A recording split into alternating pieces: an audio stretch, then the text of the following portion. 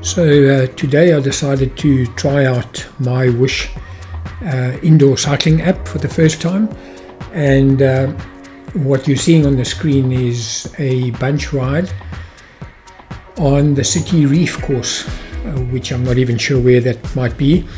I did a 30-minute sort of warm-up prior to this, a free ride, and then went to events and saw that they kind of have these My Bunch rides happening every half an hour or so, and I selected this one, not knowing anything about it really, what sort of level it's at or anything like that, and decided to ride it. I must admit, from the half an hour warm-up as well as this 28-kilometer ride, I'm impressed. I'm pleasantly surprised.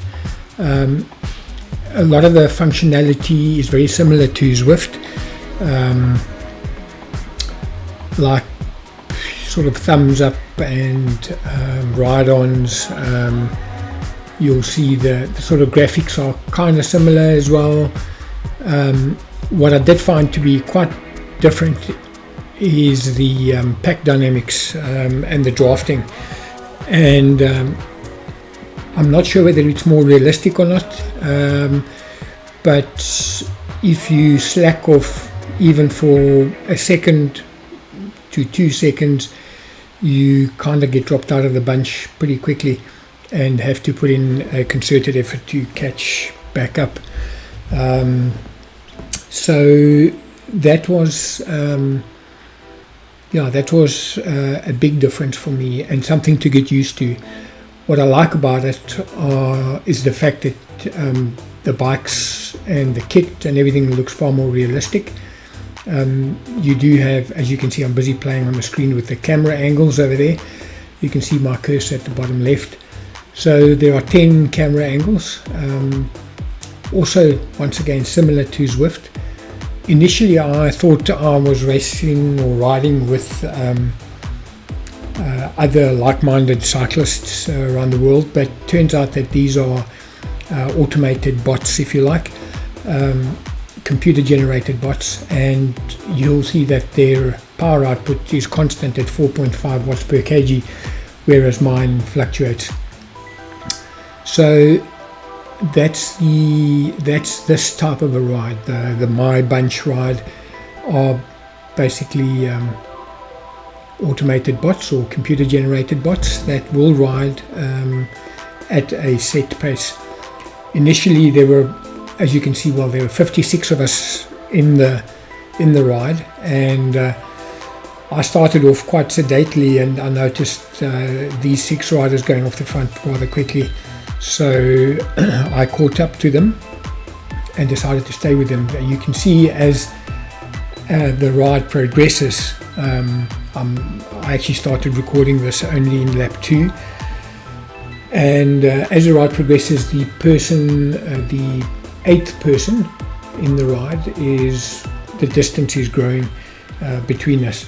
So they're obviously riding at a slower pace than the 7 of us at the front here.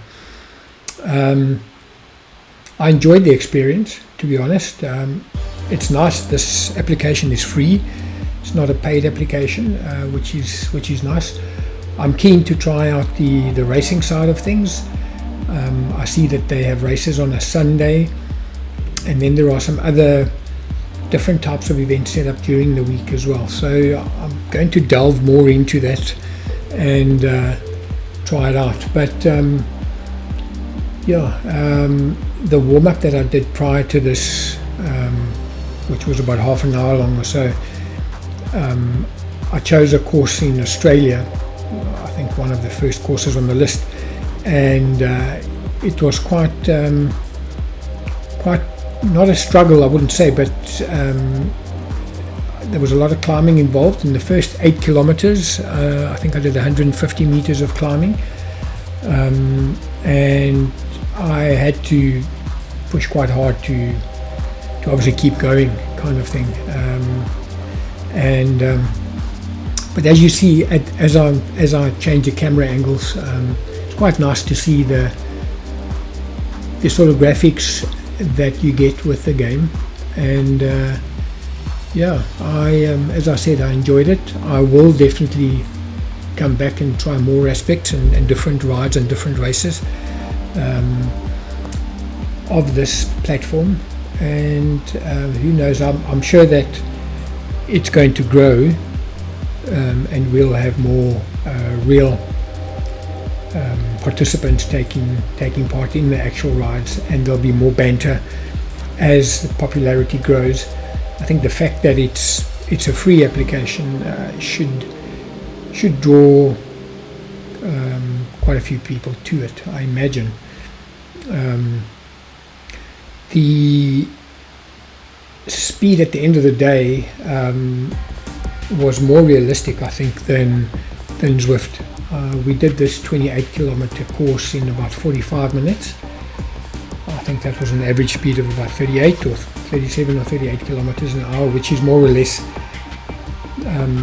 what I would do in a sort of race situation. So, and my average output was 3.7, 3.8 watts per kg at the end of the day for the ride. So it felt pretty realistic. So yeah, take that as my sort of opinion on it, and try it out for yourself and see what you think.